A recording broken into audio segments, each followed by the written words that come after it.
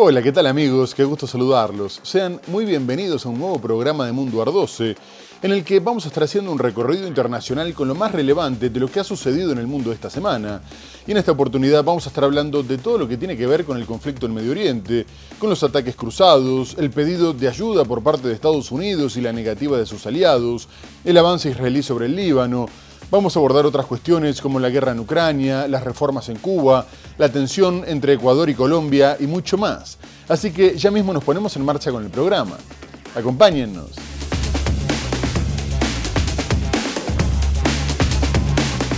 La guerra en Oriente Medio entró el sábado en su tercera semana. Por otro lado, Zelensky criticó la decisión de Washington de suavizar las sanciones al sector petrolero ruso. Irán advirtió el lunes que está preparado para continuar con la guerra y llevarla tan lejos como sea necesario.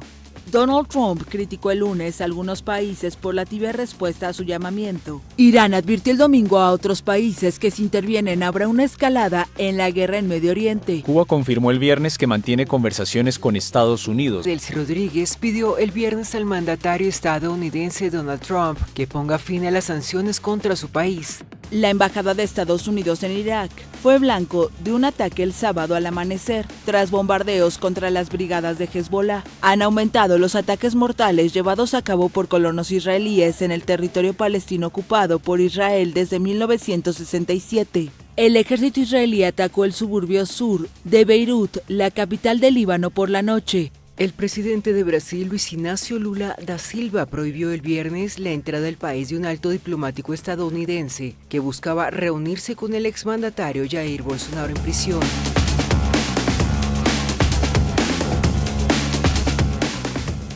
Y vamos a comenzar el programa hablando de la guerra en Medio Oriente. El ministro de Defensa israelí, Israel Katz, aseguró que la guerra con Irán había entrado en una fase decisiva y más intensa y que continuaría el tiempo que fuera necesario, mientras que Donald Trump sostuvo que ya habían ganado la guerra y que la habían ganado desde el primer momento, una afirmación que, como vamos a ver, contrasta con la realidad. Y en medio de esta escalada, Israel informó que había podido desmantelar el cuartel general de la Armada iraní en Teherán y Estados Unidos atacó instalaciones militares en la isla petrolera de Hark, en lo que Donald Trump calificó como la joya de la corona, dado que de ahí salen 9 de cada 10 barriles de Irán, mientras que el mandatario afirmó que no habían apuntado contra instalaciones energéticas por decencia, pero posteriormente amenazó con destruirlas por completo o incluso tomarlas con tropas terrestres, tras lo cual Irán advirtió que esto provocaría una respuesta sin precedentes. Además, después de que Estados Unidos reconociera que se había quedado sin objetivos, se reportó la muerte de 15 personas en un bombardeo contra una fábrica de aire acondicionado en Isfahán. Mientras tanto, Irán bombardeó a Israel con decenas de misiles, varios de los cuales terminaron impactando una unidad policial, un centro de comunicaciones por satélite y fábricas de armamento aeroespacial en Tel Aviv. Israel denunció que 2 de los misiles estaban armados con munición de racimo, por lo que dejaron varios heridos. A su vez, 5 drones y un misil cayeron en Jordania, se impactó el consulado de Emiratos Árabes Unidos en el Kurdistán iraquí, hubo graves daños en el aeropuerto internacional de Kuwait y una base norteamericana fue atacada en Bahrein. La guerra en Oriente Medio entró el sábado en su tercera semana y se encuentra en una fase decisiva, aseguró el sábado Israel, que junto con Estados Unidos continúa bombardeando Irán, mientras la República Islámica responde con ataques a infraestructuras en el Golfo y en territorio israelí. La lucha global y regional contra Irán, liderada por el presidente estadounidense Donald Trump y el primer ministro israelí Benjamin Netanyahu, se está intensificando y entrando en la fase decisiva que continuará el tiempo que sea necesario. Felicito al presidente Trump por el duro golpe que las Fuerzas Armadas estadounidenses asestaron anoche en la isla petrolera iraní. Estados Unidos atacó instalaciones militares en la isla de Hark, pero no atacó facilidades energéticas, según dijo Trump, por decencia, mientras que Irán afirmó que ninguna de sus instalaciones petroleras sufrió daños. Sin embargo, amenazó con atacar intereses de empresas estadounidenses en la región del Golfo si sus instalaciones de crudo son bombardeadas. La televisión estatal iraní anunció el lanzamiento de una nueva salva de misiles contra Israel y varias explosiones se escucharon en Jerusalén, pero el ejército israelí indicó en un comunicado que los sistemas de defensa antiaérea habían sido activados para interceptar la amenaza. En tanto, un ataque con misiles contra una zona industrial de Isfahán, en el centro de Irán, dejó un saldo de 15 muertos en una fábrica de aire acondicionado y calefacción, aseguró la agencia de noticias iraní, Fars. Los países del Golfo siguen siendo atacados como represalia contra Estados Unidos. Asimismo, se destacó que Irán lanzó por primera vez el misil balístico Sejil, un arma avanzada que tiene un alcance operativo de 2.000 kilómetros, una longitud de 20 metros y pesa cerca de 23 toneladas. El misil fue disparado contra Israel y genera una gran preocupación en este país, que incluso se plantea incursiones terrestres para destruir estas plataformas, dado que el hecho de que utilice combustibles sólidos permite despliegues rápidos desde unidades móviles. El uso de estos misiles, junto con otros que portan ojivas de hasta 2 toneladas, desmienten las afirmaciones de Donald Trump sobre la supuesta incapacidad de Teherán de responder a los ataques y demuestran que, por el contrario, Irán está aumentando su poder de fuego. En esta nueva ola de ataques apuntó contra el aeropuerto Ben Gurión, mientras que fragmentos de misiles provocaron daños en lugares sagrados de Jerusalén, como la explanada de las mezquitas y el complejo del Santo Sepulcro. Además, siguió atacando a los países de la región, aliados de Estados Unidos, provocando un incendio cerca del aeropuerto de Dubái, destruyendo un campo petrolero en Irak y otro en Emiratos Árabes Unidos, al tiempo que Estados Unidos reconoció tener 200 militares heridos, que se suman a los cerca de 15 muertos. Y en este contexto, el ministro de Exteriores iraní, Abbas Araghchi, advirtió que estaban preparados para continuar con la guerra y que la llevarían tan lejos como fuera necesario. A su vez, agregó que a estas alturas sus enemigos ya habían aprendido la lección y sabían a quién se enfrentaban. Irán advirtió el lunes que está preparado para continuar con la guerra y llevarla tan lejos como sea necesario.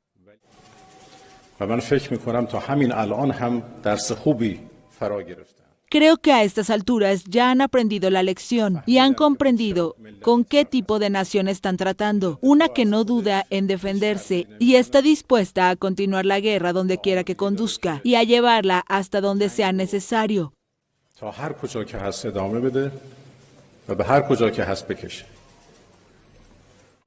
Los guardianes de la revolución de Irán aseguraron haber atacado Tel Aviv y el aeropuerto Ben Gurión en Israel, así como bases militares utilizadas por las fuerzas estadounidenses en Emiratos Árabes Unidos y Bahrein. Según la policía israelí, fragmentos de misiles y restos de interceptores cayeron en lugares sagrados de Jerusalén, incluidos la explanada de las mezquitas y el complejo del Santo Sepulcro, tras disparos de misiles procedentes de Irán. Horas más tarde, los guardianes de la revolución amenazaron con atacar pronto a empresas estadounidenses en Oriente Medio y llamaron a los empleados a evacuar las instalaciones, sin especificar cuáles compañías. Un dron provocó un incendio en un tanque de combustible cerca del aeropuerto de Dubái. Un misil mató a un civil cuando viajaba en su coche en Abu Dhabi. 2 drones atacaron un importante campo petrolero en el sur de Irak, informó un portavoz del ministerio a cargo de los hidrocarburos. Un ataque con drones causó un incendio en el importante campo petrolífero de Shah, en Emiratos Árabes Unidos, y mientras tanto Israel afirmó haber atacado las ciudades iraníes de Shiraz y Tabriz. Pero el conflicto es golpe por golpe y el primer ministro israelí, Benjamin Netanyahu, comunicó que habían asesinado a Ali Larijani, presidente del Consejo Supremo de Seguridad Nacional de Irán, al tiempo que volvió a llamar a un levantamiento dentro del país, sosteniendo que estaban debilitando el régimen con la esperanza de darle al pueblo la oportunidad de derrocarlo, y lo llamó a que tomara las riendas de su propio destino y le diera forma a un nuevo Medio Oriente, aunque reconoció que una revuelta no sería nada fácil. Asimismo, tanto Estados Unidos como Israel afirmaron que, aunque quisieran, no sabrían con quién mantener conversaciones, dado que habían muerto tantos líderes que no sabían quién mandaba y ni siquiera sabían si el nuevo líder supremo, Mojtaba Jamenei, seguía con vida, estaba gravemente herido o había salido de Irán hacia Rusia, aunque Israel prometió que lo iba a perseguir, a encontrar y a neutralizar.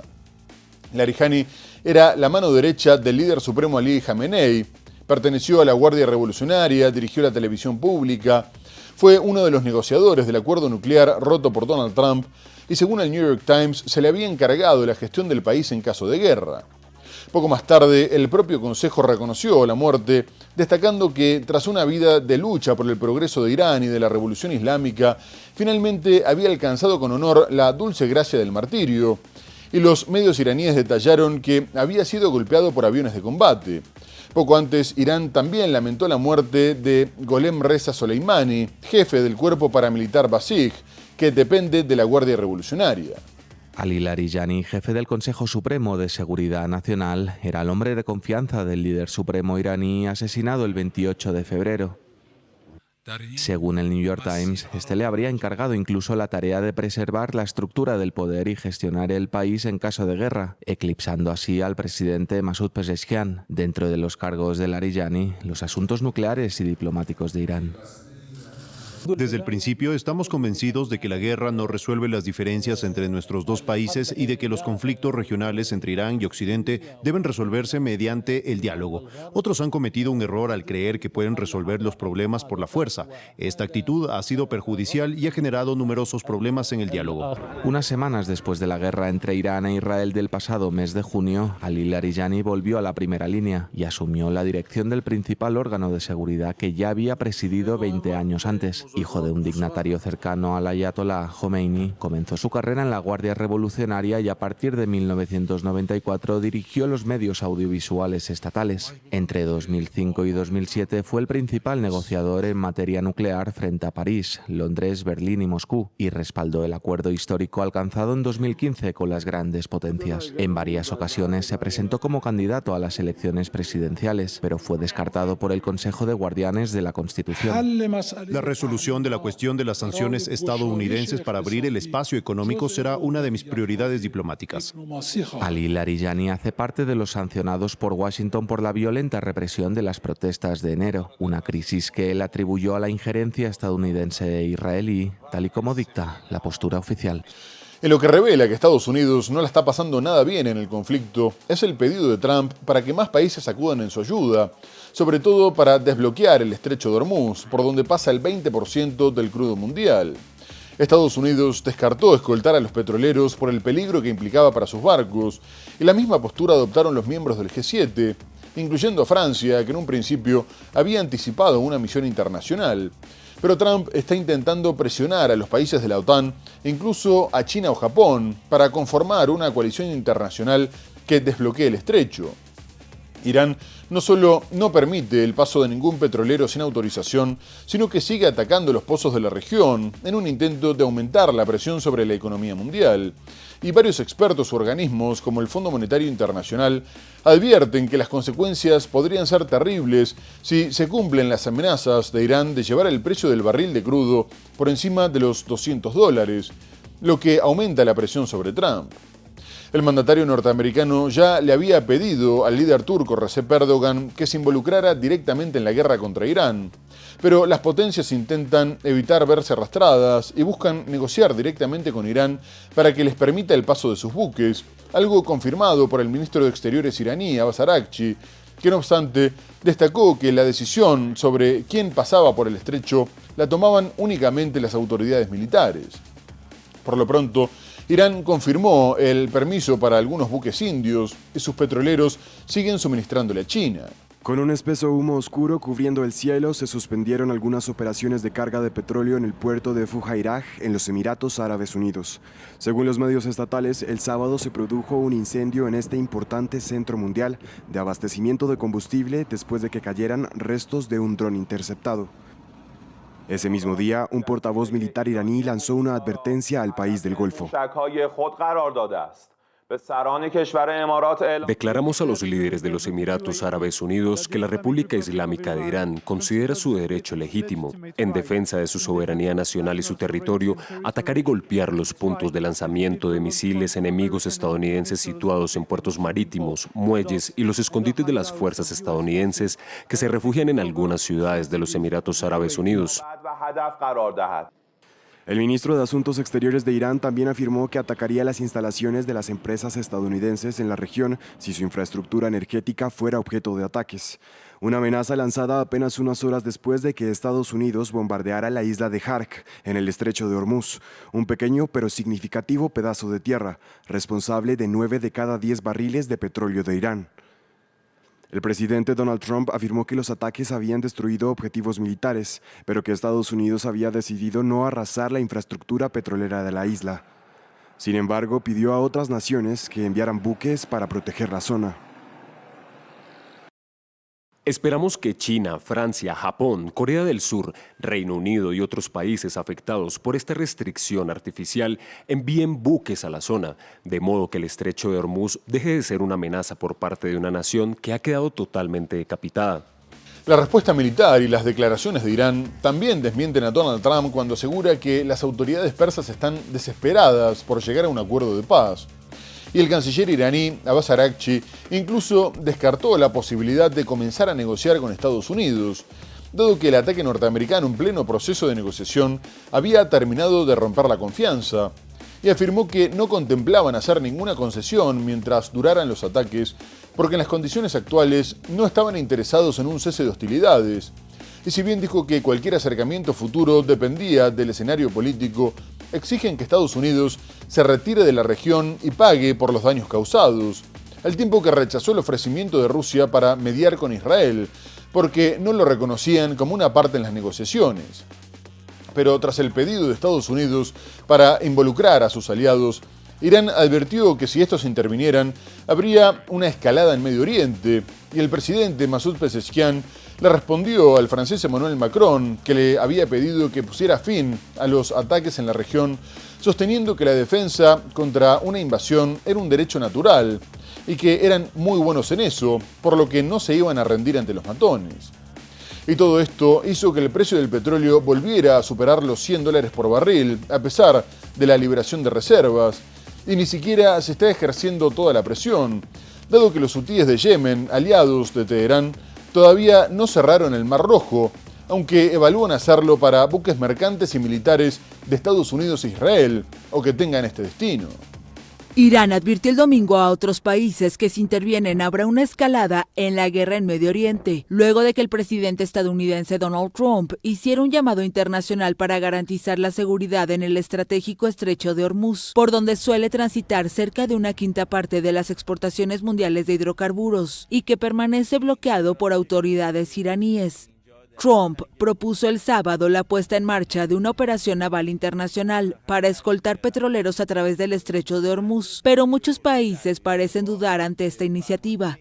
En una entrevista con NBC News, Trump aseguró que Teherán quiere sentarse a negociar, pero que Washington seguirá adelante con su ofensiva. Sin embargo, en una entrevista en CBS, el ministro de Exteriores de Irán, Abbas Araghchi, afirmó que su país no está interesado en mantener conversaciones con Washington. Y antes, a un medio en lengua árabe, aseguró que la guerra no acabará hasta que tenga garantías de su fin definitivo y que se pagarán reparaciones. Además, llamó a los demás países a abstenerse de cualquier acción que pueda llevar a una escalada y aseguró que tiene muchas pruebas de que las bases estadounidenses en Medio Oriente se utilizaron para atacar a su país, citando a Emiratos Árabes Unidos. Ante la situación, el precio del petróleo se ha disparado, superando los $100 por barril. La Agencia Internacional de Energía indicó que para atajar la subida de precios, se desbloquearán inmediatamente las reservas estratégicas de petróleo de Asia y Oceanía, y que las de los países miembros de la Agencia de América y Europa se pondrán a disposición desde finales de marzo.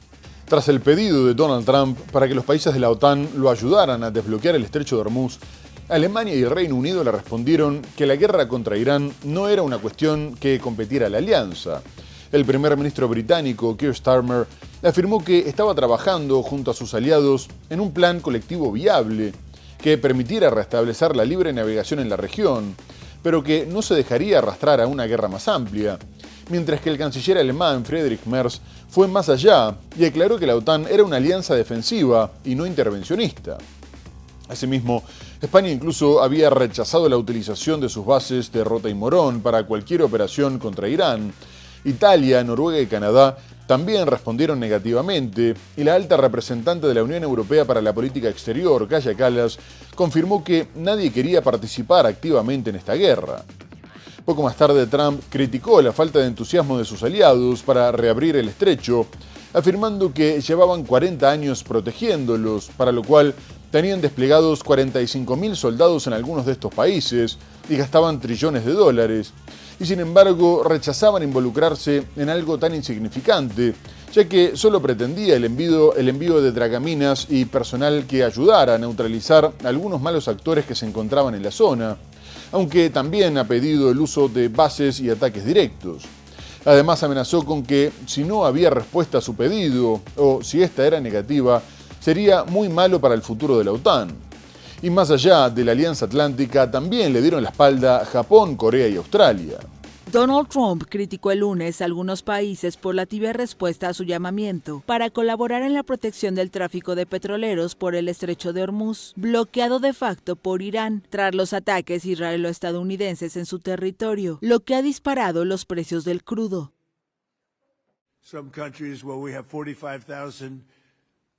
Tenemos algunos países donde tenemos 45.000 soldados, excelentes soldados, protegiéndolos del peligro y hemos hecho un gran trabajo. Y cuando queremos saber, ¿tienen dragaminas? Bueno, preferimos no involucrarnos, señor. Y yo dije, ¿quiere decir que durante 40 años los hemos estado protegiendo y no quieren involucrarse en algo que es muy insignificante?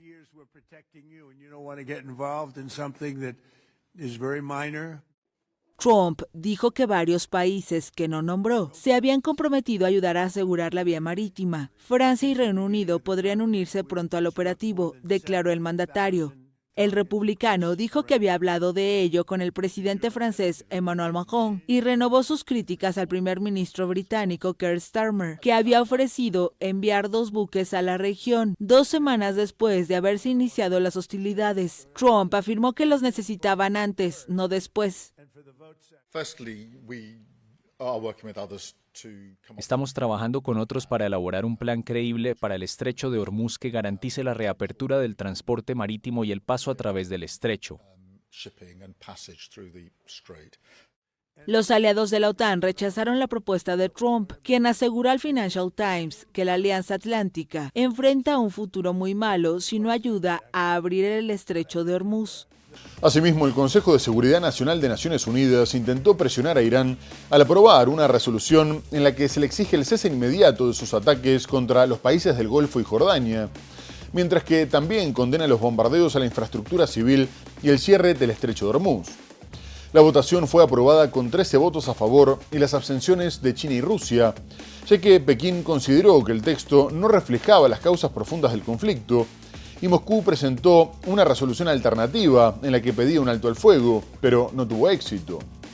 De cualquier forma, el peso cae sobre los hombros de Trump, ya que no solo la comunidad internacional que sufre las consecuencias del cierre del estrecho le reprocha su decisión de ir a la guerra y le exige el fin del conflicto, sino que incluso está habiendo división en sus propias filas, lo que quedó en evidencia con la renuncia del director del Centro Nacional de Contraterrorismo, Joe Kent, porque no podía apoyar la guerra.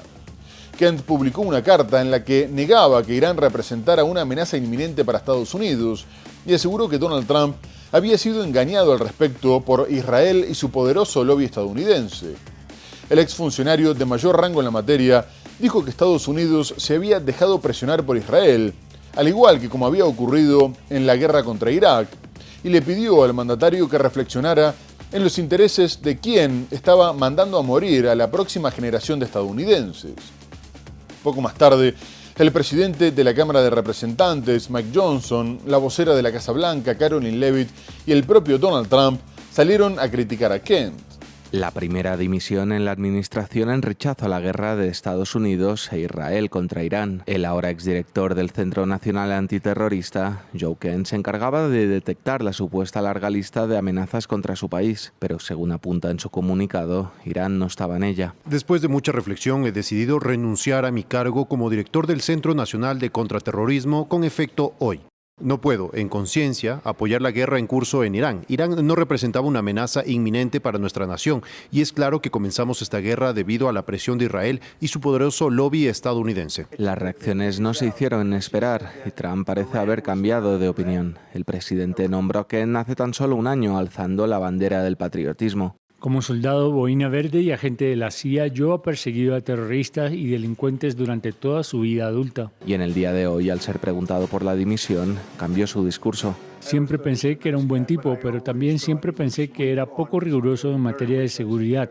El presidente de la Cámara de Representantes, el republicano Mike Johnson, dio más argumentos para desmentir la versión del alto funcionario. El secretario de Estado, el secretario de Guerra y todos los demás, el Estado Mayor Conjunto, contaban con información de inteligencia excepcional que nos permitió comprender que este era un momento crítico para nosotros. Si el presidente hubiera esperado, estoy personalmente convencido de que habríamos sufrido numerosas bajas estadounidenses, militares y de otras nacionalidades, y nuestras instalaciones habrían resultado gravemente dañadas.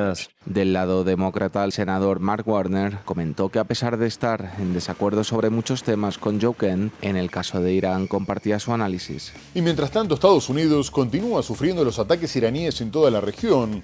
Y esta vez su embajada en Irak se vio impactada con drones y cohetes, después de que unas horas antes las defensas antiaéreas frustraran un ataque con el mismo objetivo, que ya había sido alcanzado el 11 de marzo. Además, en la zona verde, donde se encuentran las embajadas en Bagdad, también cayó un dron en el hotel Al-Riyad, donde se suelen hospedar diplomáticos. Esta nueva ola de ataques no generó víctimas, pero representa una fuerte escalada, en un momento en el que las milicias iraquíes que apoyan a Teherán aumentan su participación en el conflicto, con numerosos disparos contra objetivos norteamericanos, lo que también obligó a sus aviones a evitar el espacio aéreo de este país. A su vez, el ataque contra la embajada tuvo lugar después de que Estados Unidos bombardeara una casa donde había milicianos de Hezbollah, matando a 2 de sus miembros, al tiempo que las brigadas iraquíes organizaron un multitudinario funeral para conmemorar a 3 altos cargos de la milicia libanesa, confirmando su fuerte respaldo. Por su parte, el gobierno iraquí intenta evitar una respuesta a gran escala por parte de Estados Unidos e Israel, y el primer ministro Mohammed Eshia al-Sudani afirmó que perseguirían a los autores de los ataques y los llevarían ante la justicia de inmediato, porque eran una amenaza para la seguridad nacional, la reconstrucción y la prosperidad. A su vez, Trump respondió a los ataques reiterando que la guerra terminaría pronto. Israel informó que había lanzado una nueva ola masiva de ataques contra Teherán y Beirut. La embajada de Estados Unidos en Irak fue blanco de un ataque el sábado al amanecer, tras bombardeos contra las brigadas de Hezbollah. En medio de la guerra iniciada el 28 de febrero por Israel y Estados Unidos contra Irán, Irak se ha visto arrastrado al conflicto, luego de que movimientos armados locales pro-Teherán reivindicaran a diario ataques con drones contra militares de Washington o instalaciones petroleras. En respuesta, las posiciones de estas facciones son blanco de ataques atribuidos a Estados Unidos o Israel.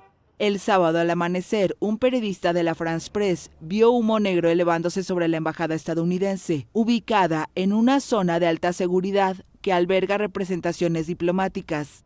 Un alto funcionario de seguridad entrevistado por la France Press mencionó un ataque con drones. Otro confirmó un ataque refiriéndose a disparos de cohetes y precisó que un proyectil había caído cerca de la pista de aterrizaje del complejo diplomático.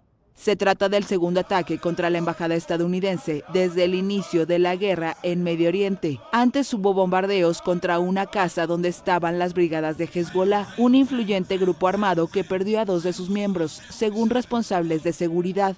La identidad de estos miembros no ha sido confirmada por las fuentes contactadas por la France Press, y las brigadas de Hezbollah, clasificadas como grupo terrorista por Washington, no han publicado ningún comunicado por el momento. Pero las brigadas de Hezbollah organizaron un cortejo fúnebre en Bagdad en memoria de 3 combatientes, entre ellos el comandante Abu Ali al-Amiri. Y Estados Unidos no es el único que pide ayuda, dado que el presidente israelí Isaac Herzog dijo que los europeos también deberían respaldar sus ataques contra el grupo libanés Hezbollah, afirmando que tenían que entender que si querían lograr algo, a veces había que ganar una guerra, y que este momento era decisivo para la región. Estas declaraciones las hizo después de que su país reanudara el intercambio de disparos con Hezbollah, mientras que también lanzó una campaña terrestre para ocupar el sur del territorio, en un intento de crear una zona de amortiguación, obligando a retirarse el ejército libanés. Y los enfrentamientos entre Israel y Hezbollah continuaron escalando, con la organización chiita lanzando decenas de cohetes contra Haifa y zonas de Galilea y los Altos del Golán, en su mayor ofensiva desde que se retomaron las hostilidades, y que además estuvo coordinada con ataques de Irán, al tiempo que anunció el inicio de una nueva operación militar. Por su parte, Las tropas israelíes se siguen adentrando en el Líbano y sus bombardeos apuntan incluso contra zonas que no están controladas por Hezbollah y ya dejaron alrededor de 1000 muertos, mientras que Israel continúa sin revelar el número de fallecidos y censurando la destrucción en su país. Asimismo, en un momento en el que los desplazados ya superan el 1.000.000, la Unión Europea informó que enviaría fondos de emergencia que podrían asistir a 130.000 personas. Los presidentes de la Comisión y del Consejo, Ursula von der Leyen y Antonio Costa, manifestaron su preocupación por el impacto de la crisis regional en el Líbano y anunciaron que estaban coordinando la respuesta humanitaria con los países de la región. El ejército israelí atacó el suburbio sur de Beirut, la capital del Líbano, por la noche. Por la mañana, los militares de Israel emitieron una orden de evacuación que abarcaba varios barrios de la zona. En tanto, el grupo palestino Hamás informó que uno de sus integrantes de alto cargo presuntamente murió en un ataque israelí el domingo en la región de Sidón, en el sur del Líbano. Hezbollah reivindicó una serie de ataques contra objetivos en Israel y contra tropas israelíes también en el sur del Líbano. El ministro de Relaciones Exteriores israelí, Gideon Sa'ar, negó que prevea negociaciones directas con Líbano para poner fin a los ataques a su vecino, pese a los llamados de la ONU. Una fuente libanesa había declarado el sábado que las negociaciones estaban en la agenda y que los preparativos para la formación de una delegación estaban en curso, pero precisó que se necesitaba un compromiso israelí a favor de una tregua o un alto al fuego. El secretario general de Naciones Unidas, el portugués António Guterres, afirmó en Beirut el sábado que existen vías diplomáticas para poner fin a la guerra entre Israel y el movimiento proiraní Hezbollah. La Fuerza Provisional de Naciones Unidas de Líbano informó que sus cascos azules fueron blanco de ataques en el sur del país 3 veces el domingo, probablemente de grupos armados no estatales, y el sábado otro ataque le fue atribuido a Israel. Los ataques contra las fuerzas de paz y sus posiciones son totalmente inaceptables y deben cesar. Constituyen una violación del derecho internacional y podrían constituir crímenes de guerra. Y más allá de la polémica por los ataques de Israel contra cascos azules de Naciones Unidas, también genera una fuerte condena el aumento de la violencia en Gaza y en la Cisjordania ocupada, donde colonos y soldados actúan juntos. Y ya se reportaron decenas de muertos desde el comienzo de la guerra contra Irán, en lo que la Organización de Derechos Humanos israelí, B'Tselem, considera como una escalada deliberada para aprovechar que los ojos están puestos en la guerra. Naciones Unidas denunció graves violaciones a los derechos humanos, incluyendo violencia sexual, abusos policiales y homicidios múltiples, destacando que la policía israelí asesinó a una pareja y a 2 de sus 4 hijos, de 5 y 7 años, mientras que los 2 sobrevivientes, de 8 y 11 años, contaron que fueron agredidos por los agentes que les gritaron que mataban a los perros. Además, colonos enmascarados asesinaron a tiros a un palestino de 28 años y cuando su padre quiso ayudarlo, le dispararon en la pierna y lo apuñalaron varias veces, mientras que en Gaza un ataque aéreo apuntó contra una vivienda en el campo de refugiados de Nuseirat, asesinando a una mujer embarazada de gemelos, su esposo y su hijo de 10 años. Otro joven de 15 también perdió la vida y un dron impactó un vehículo con 8 policías palestinos, matándolos a todos. Posteriormente, Naciones Unidas denunció la total impunidad para asesinar palestinos y condenó el absoluto desprecio por las vidas humanas, al tiempo que el alto comisionado para los derechos humanos, Volker Turk, también condenó el desplazamiento de 36.000 palestinos en Cisjordania y denunció que se trataba de una limpieza étnica. Los palestinos de Cisjordania denuncian que ahora que el mundo está pendiente de la guerra en Medio Oriente, han aumentado los ataques mortales llevados a cabo por colonos israelíes en el territorio palestino ocupado por Israel desde 1967. El Ministerio de Salud palestino afirmó que soldados israelíes mataron el domingo a tiros a una pareja y a sus 2 hijos en el norte de Cisjordania ocupada. Las autoridades israelíes afirmaron que los hechos ocurrieron durante una operación para detener a personas sospechosas de estar implicadas en actividades terroristas contra las fuerzas de seguridad.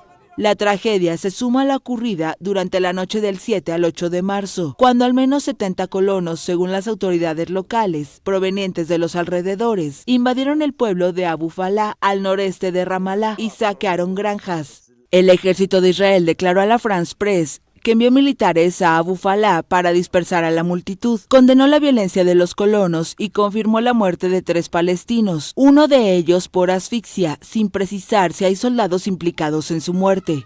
Casi una decena de personas han muerto desde el 2 de marzo, según las autoridades palestinas en Cisjordania.